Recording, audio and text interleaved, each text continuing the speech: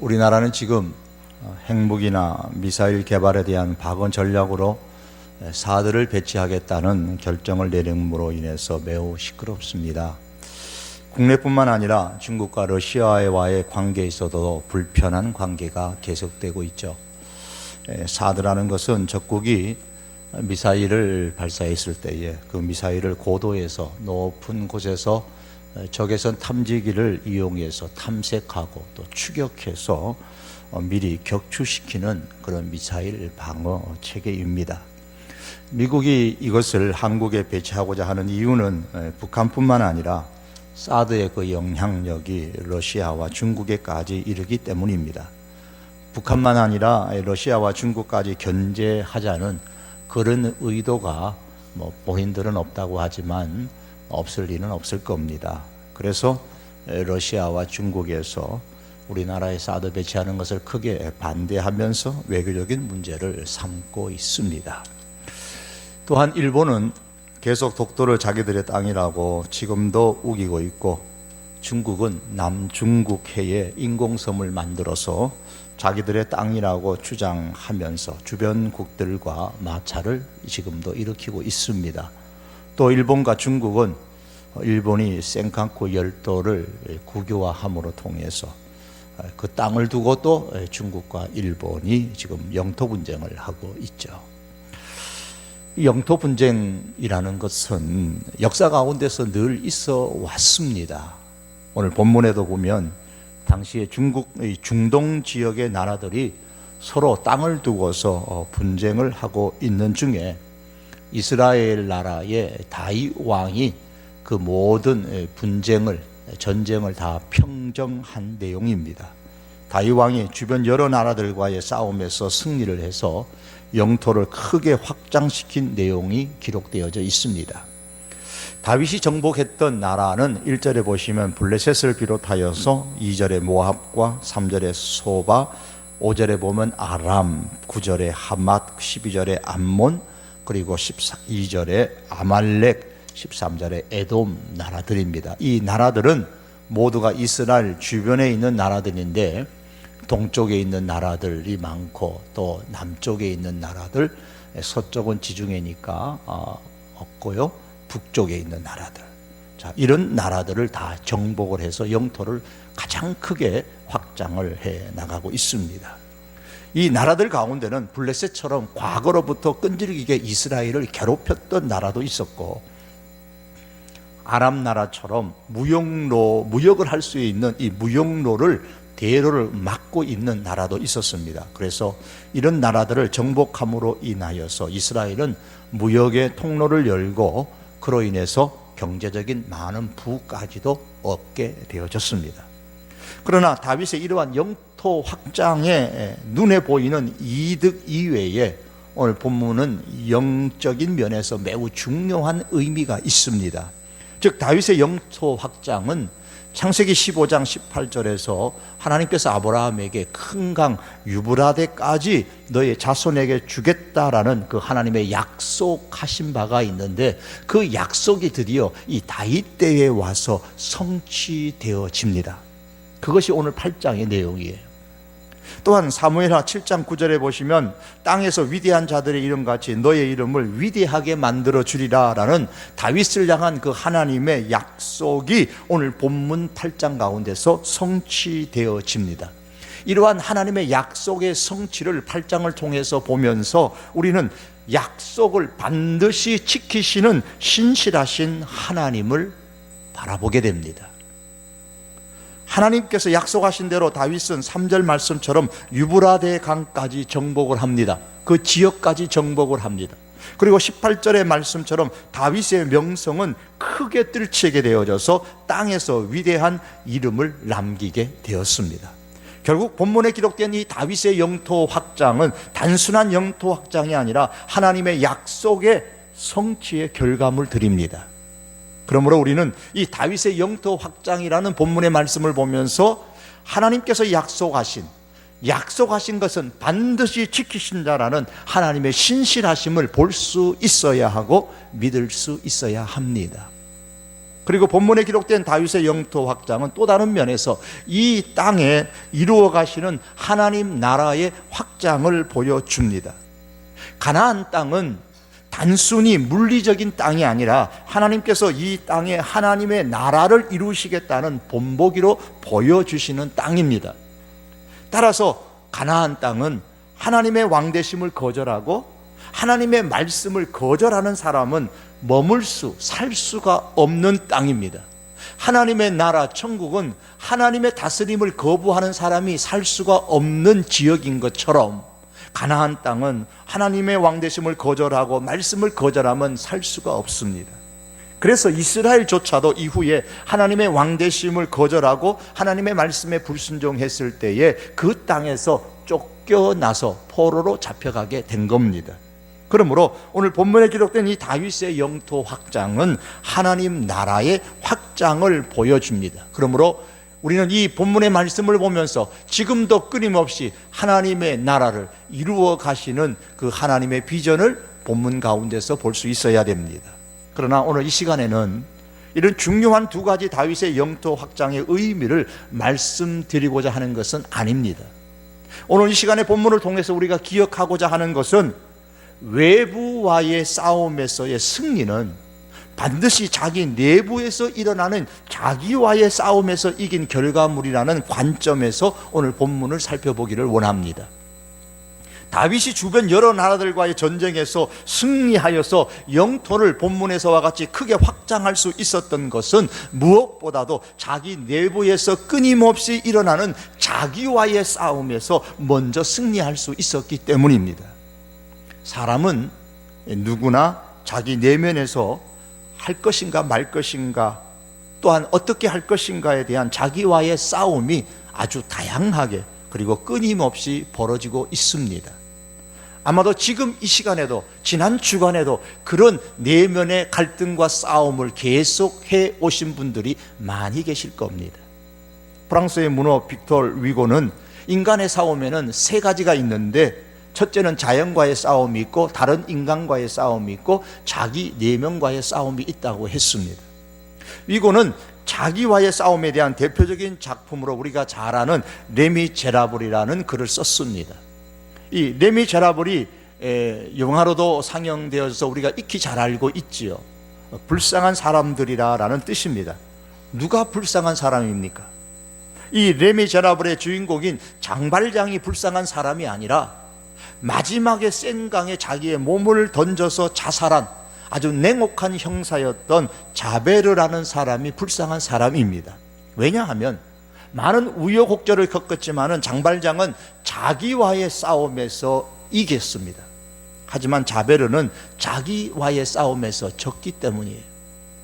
성경은 잠언서 16장 32절에서 자기의 마음을 다스리는 자는 성을 빼앗는 자보다 나으니라고 했습니다. 외적인 승리는 내적인 승리가 있을 때 가능합니다.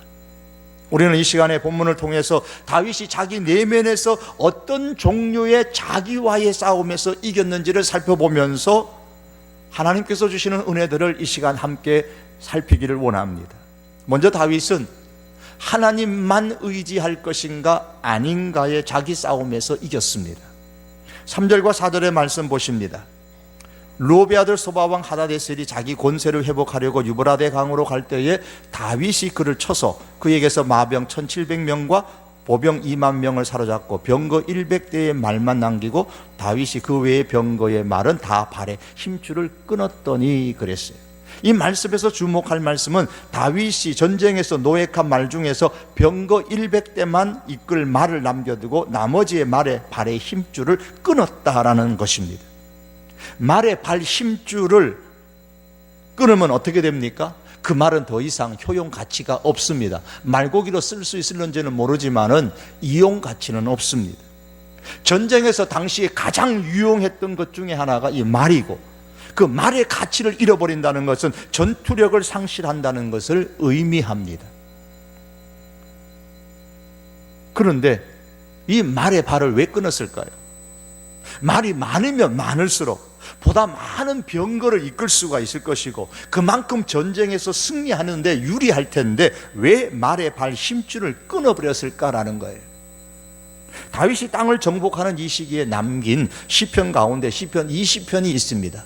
그 20편 7절에 다윗이 이렇게 고백을 합니다. 혹은 병거 혹은 말을 의지하나 우리는 여호와 우리 하나님의 이름을 자랑하리로다. 사람들은 자기의 병거를 의지하고 자기의 말을 의지하지만은 우리는 하나님의 이름을 자랑한다 그랬습니다. 하나님의 이름을 의지한다라는 말씀입니다. 우리는 이 말씀을 통해서 왜 다윗이 말의 발의 힘줄을 끊어버렸는지를 짐작할 수 있습니다. 다윗은 말이 많아지면 전쟁에서 하나님을 의지하지 않고 말과 자기의 군사력을 의지할까 봐 두려웠던 겁니다. 그래서 오늘 본문 가운데서 말 100마리죠? 예, 남기고 100대의 말만 남기고 아마도 다윗은 고민했을 겁니다. 많은 말 중에서 어느 정도의 말을 남기고 최소한으로 남기고 어느 정도의 그 말의 발의 힘줄을 끊어야 할 것인가 고민했을 겁니다. 그의 고민 끝에 그런 100필의 말에 남기고 나머지의 모든 발의 힘줄을 끊었습니다. 다윗은 전쟁에서 하나님만 의지할 것인가 아니면 나의 군사력을 의지할 것인가라는 자기와의 싸움에서 이겼습니다. 여러분, 내게 있는 그 무엇 때문에 하나님만 의지하고자 함에 있어서 장애받는 것이 있으십니까? 그렇다면 우리는 이 자기와의 싸움과 자기와의 갈등 속에서 말의 힘줄을 끊는 것과 같이 우리는 끊어야 될 것을 끊어야 합니다. 그래서 하나님만 의지할 수 있어야 됩니다. 다윗은 하나님만 의지하고 하나님만 자랑할 것을 결단합니다. 그의 이러한 자기와의 싸움이 외적인 전쟁에서의 승리를 얻는 원인이 되었습니다. 우리는 그 근거를 4절에서 5절 말씀에서 찾아볼 수가 있습니다. 4절에 보시면 다윗이 소바 왕과의 전쟁에서 노획한 병거를 이끄는 그 말의 발 힘줄을 끊었다 그렇게 나오죠. 끊었어요. 자, 많은 이제 군사력이 상실되어졌습니다. 5절에 보시면 마치 이때에 다윗의 아람 사람들이 소바 왕을 도우려고 다윗을 공격해 왔습니다. 말의 발 힘줄을 끊지 않았었더라면 아마도 요긴하게 그 말들을 그리고 병거들을 사용할 수 있었을 텐데 말 힘줄을 끊어버렸으니 그 기회를 잃어버린 겁니다. 하지만 5절 하반절의 말씀에 보시면 다윗은 다메섹의 아람 사람들을 2,000명을 죽이고 그 전쟁에서 크게 승리하였고 그 결과 아람 사람들이 다윗의 종이 되었고 다윗에게 조공을 바쳤다라고 기록합니다. 그런데 성경은 이렇게 다윗이 승리한 것이 다윗의 그 군사력 때문이라고 말씀하지 않고 다윗이 어디를 가든지 여호와께서 이기게 하시니라고 말씀합니다.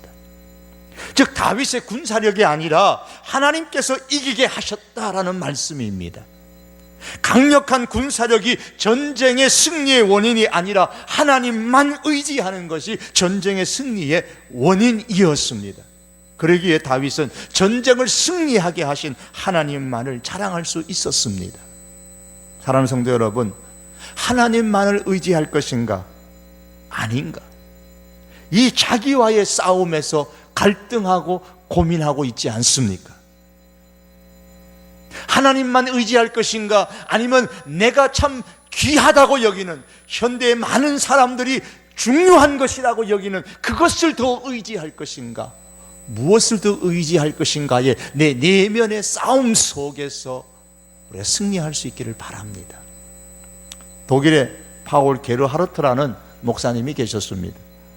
이분은 찬송가 역사상에 아주 중요한 인물이었고 123편의 찬송시를 썼습니다. 그 당시는 경건주의 운동이 일어나고 있었는데 이 목사님은 독일 경건주의 운동의 대변자요 또한 대표자이기도 했습니다. 하지만 그의 인생의 과정은 세상에서 가장 불행한 사람이라고 할 수 있을 정도로 많은 불행한 일들을 겪었습니다.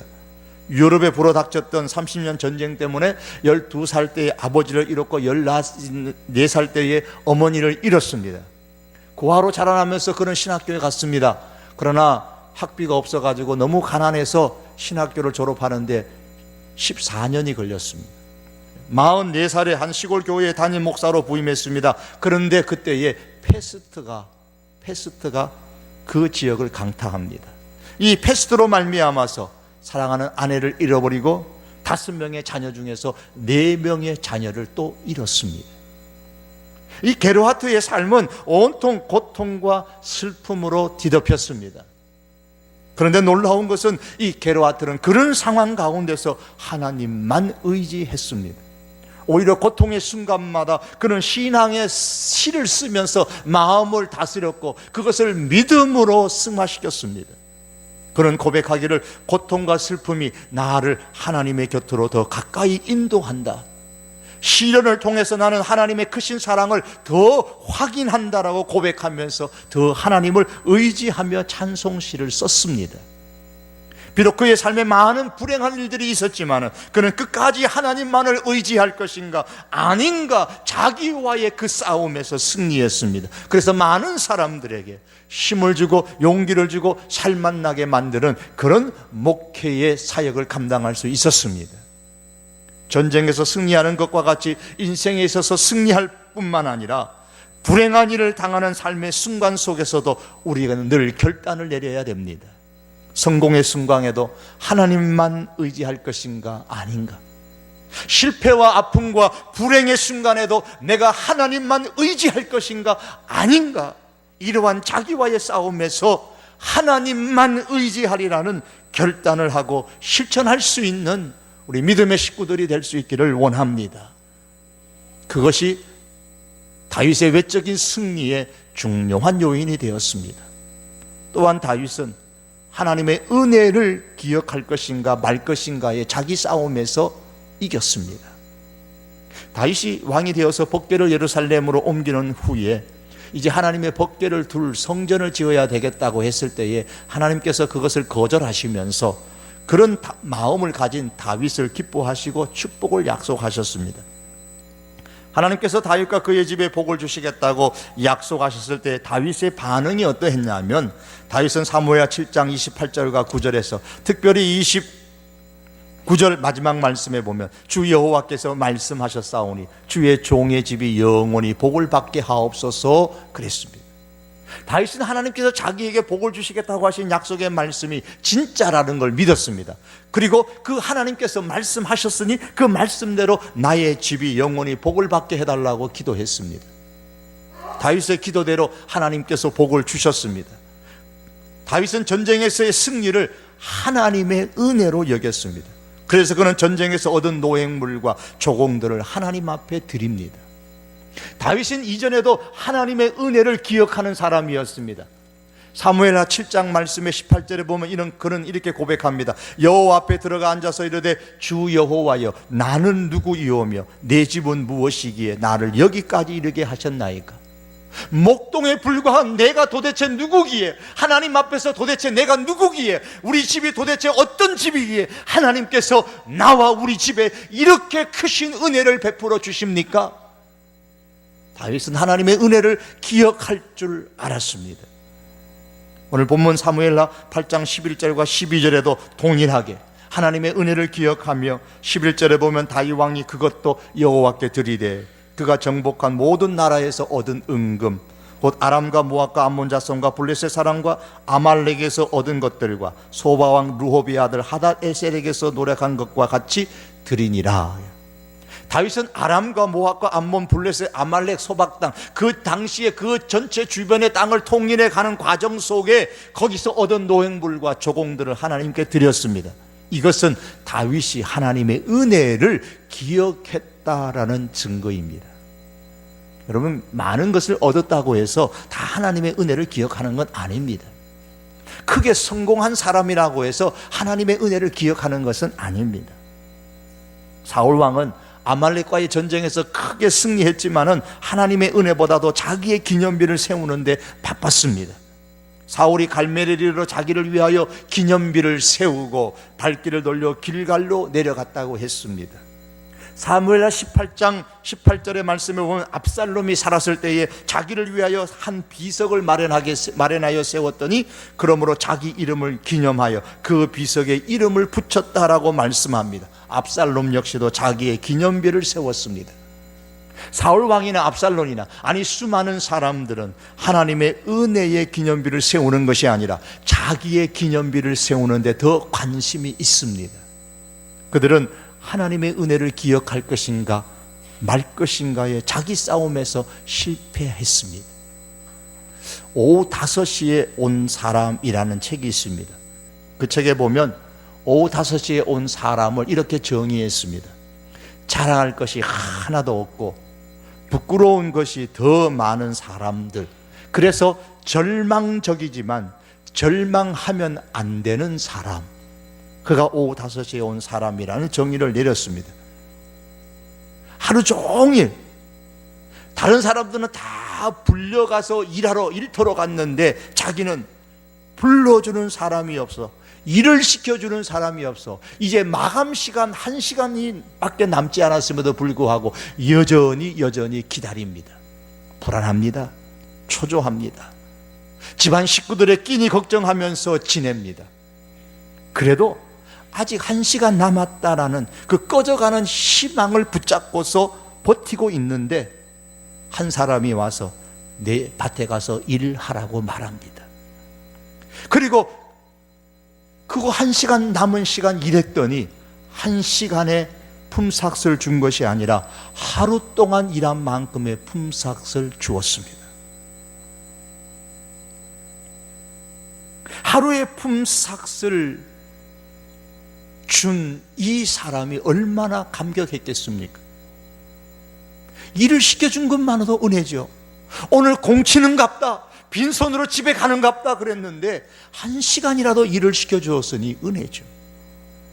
또한 단 1시간 일한 대가에 대한 품삯만 받아도 은혜인데 하루 종일 일한 품삯을 받았으니 은혜 중에 은혜입니다. 바로 우리 모두가 오후 5시까지 기다린 사람과 같은 인생이라는 말입니다. 때로는 이른 아침에 일찌감치 일자리를 찾아 일하는 사람들도 있겠지만 그 역시 그렇게 일하는 것이 하나님의 은혜지요. 어떤 분들은 우리 젊은이들이 취업이 안 돼서 많은 어려움과 고통을 겪는데 졸업하기 전에 벌써 취업을 해서 걱정을 드는 청년들이 있는 반면에 졸업을 하고 수년이 지나도 취업을 하지 못하는 청년들도 있습니다.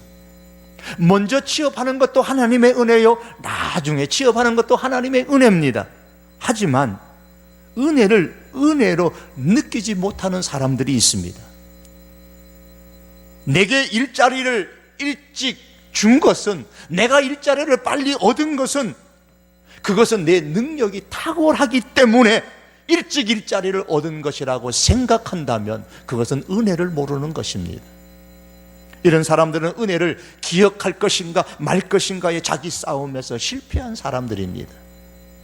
어떤 지사님이 교회 오신 지 얼마 안 되는 분과 언성을 높이면서 싸우면서 이렇게 말했습니다. 물론 우리 교회 얘기는 아니죠. 내가 이 교회에 와가지고 내가 교회에 와가지고 마신 포도주가 몇 잔인 줄 알아? 넌 세례받은 지 2년도 안 됐잖아. 그러면 바카스 병으로 한 병도 안 되면서 뭘 안다고 나한테 이래라 저래라 그러는 거야? 언성을 높이는 겁니다. 성찬식 때 마친 포도주의 양으로 자기를 인정하라고 지금 유세하고 언성을 높이는 지사님의 모습입니다. 아마도 이 지사님은 성찬식 때 보혈의 은혜를 경험한 것이 아니라 술만 드신 것 같습니다. 같은 잔을 마셨는데 하나님의 은혜를 기억하는 사람이 있고 그저 포도주 술만 드시는 분이 있더라는 거예요.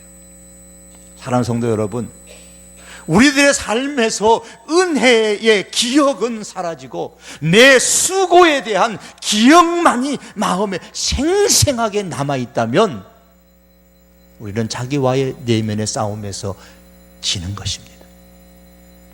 이효령 박사가 쓴 글에서 감동이라는 단어를 뜻풀이한 것을 봤습니다. 말 그대로 풀었습니다. 느낄 감에 움직일 동. 그래서 느껴야 움직인다라고 했습니다. 그렇습니다. 사람은 느껴야 움직입니다. 마음에 깨달아야 움직입니다. 하나님의 은혜를 느껴야 움직입니다. 마음에 느끼지 못하면 태산보다 큰 하나님의 은혜가 있다고 해도 전혀 움직임이 없습니다. 하나님의 은혜를 느끼는 사람, 하나님의 은혜를 깨달은 사람만이 움직입니다. 그런데 움직이는 데 있어서 중요한 것은 방향입니다. 어디로 움직이는가가 중요합니다. 다윗은 어디로 움직였습니까? 노획한 것을 가지고 다윗은 자기의 명예를 지키기 위한 방향으로, 자기의 기념비를 세우기 위한 방향으로, 세상의 재미를 즐기기 위한 방향으로 움직이지 않았습니다. 다윗은 노획한 물건을 가지고 하나님께로 움직였습니다. 여호와께로 갔습니다. 여호와께 드리되 드리니라고 했습니다. 다윗은 가는 곳마다 전쟁에서 승리한 것이 자신의 능력이나 이스라엘의 군사력이나 자신의 재주가 아니라 하나님의 은혜였다는 사실을 가슴 깊이 느꼈습니다. 느꼈기 때문에, 이것이 하나님의 은혜인 것을 기억하였기 때문에 그는 하나님께로 갈 수 있었던 것입니다. 다윗은 하나님의 은혜를 기억할 것인가 말 것인가의 자기 싸움에서 이겼습니다. 다윗은 하나님의 은혜를 기억했습니다. 그리고 하나님께로 움직였습니다. 사랑하는 성도 여러분, 우리가 제각기 받은 하나님의 은혜가 무엇입니까? 하나님의 은혜로 나의 기념비를 만들기에 급급하지 않으십니까?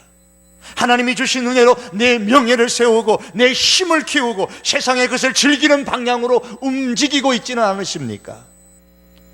아니면 하나님의 은혜를 느끼고 하나님께로 우리의 마음이 움직이고 있으십니까?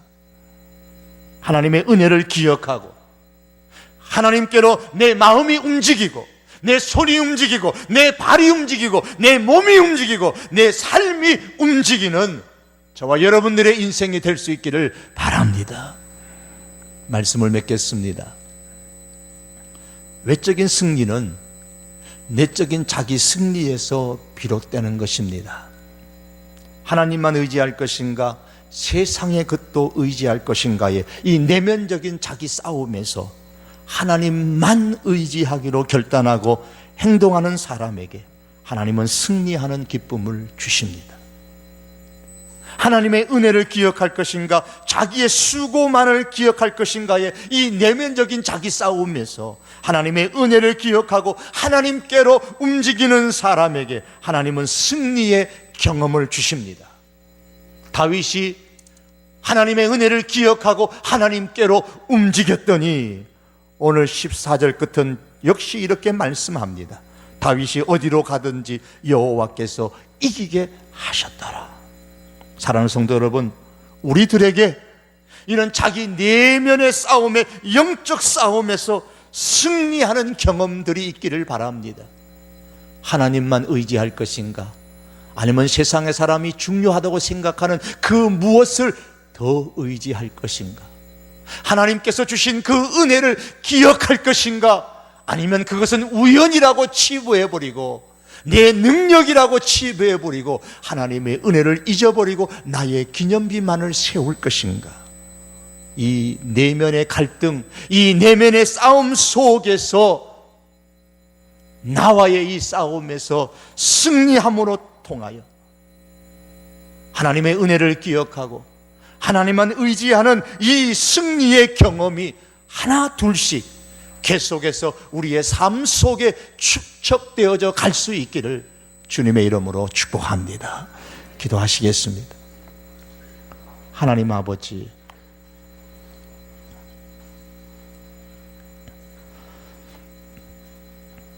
하나님만 의지하고자 하는 한편의 마음과 또 한편으로는 내가 의지하고 싶어하는 잘난 그 무엇들, 소중한 그 무엇들이 우리의 마음 속에서 불릴듯 일어나서 내 내면 속에서 갈등하고 싸우는 일들이 얼마나 많은지요. 하나님만 의지할 것인가 아닌가의 이 내면의 나의 싸움에서 진정으로 하나님만 의지하기로 결단하는 이 승리함이 우리들에게 있기를 원합니다. 하나님의 은혜를 기억할 것인가 말 것인가의 이 내면의 나와의 싸움에서 갈등하고 고민하지 아니하며 진정으로 모든 것이 하나님의 은혜였습니다. 하나님의 은혜를 기억하며 하나님께로 움직이는 저희들의 내적 승리가 있게 하여 주시옵소서. 이것이 하나님이여 우리의 삶의 외적인 승리로 이어지는 하나님의 크신 은총이 하나님의 백성들의 삶 속에 있게 하여 주옵소서. 예수님의 이름으로 기도하옵나이다. 아멘.